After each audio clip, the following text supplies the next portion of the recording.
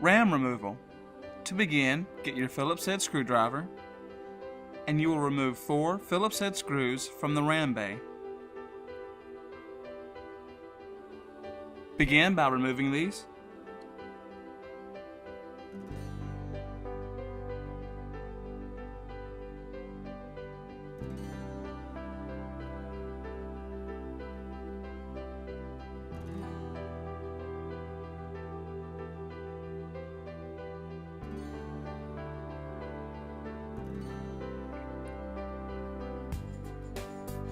Remove the ram bay door,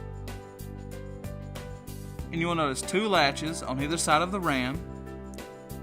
Simply pull these apart and lift the ram free, and do the same for the second set of ram.